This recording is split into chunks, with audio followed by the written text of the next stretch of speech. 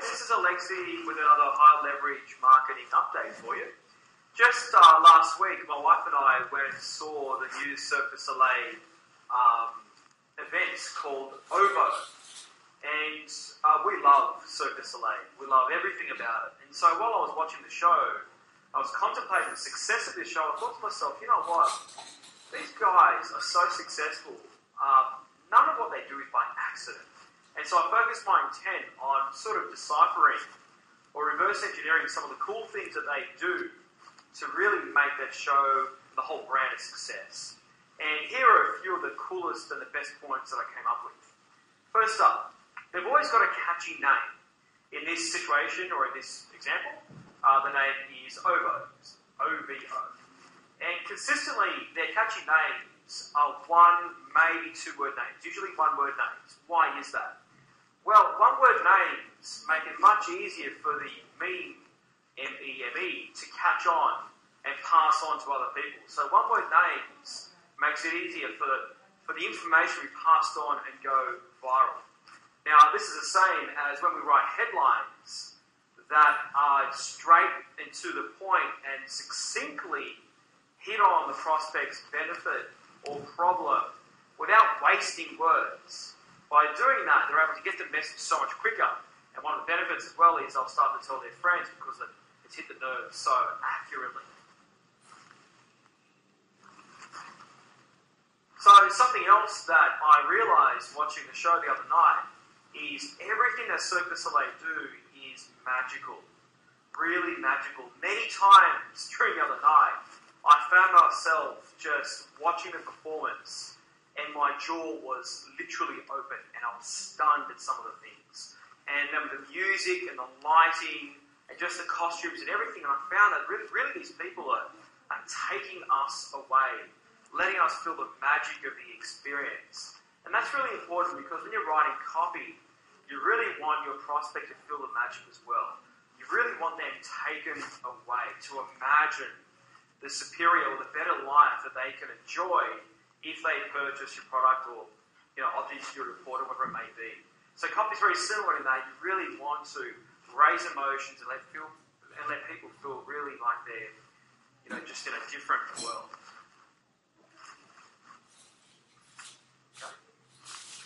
Now, something else I noticed about the company in general is the founder of the company, Guy Leniberg, I think is his name.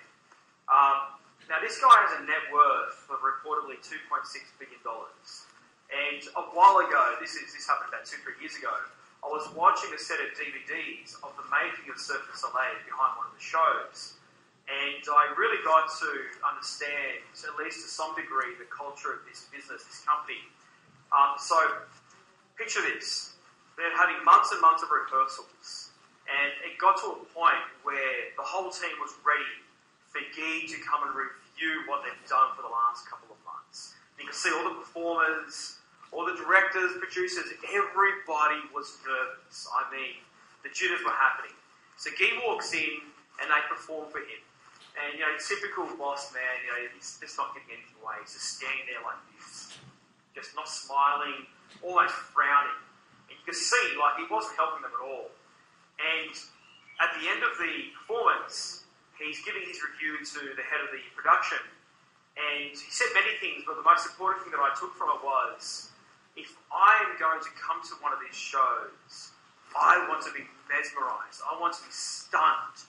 I want it to be the most incredible thing that I've ever witnessed.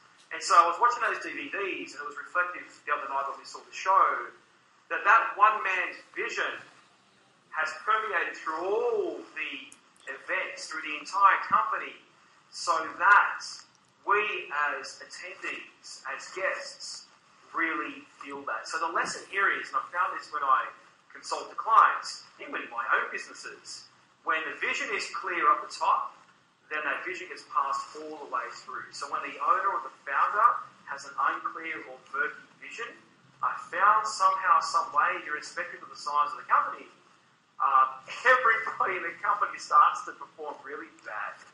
Really bad. So the lesson there is have a clear vision if you're the owner or the CEO.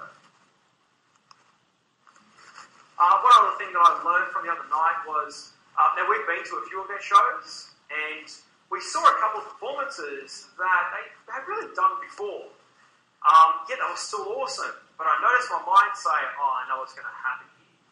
Now, the lesson there for me, and hopefully for you too, is don't discard tried and proven performances because it's been done. If it's working, keep doing it.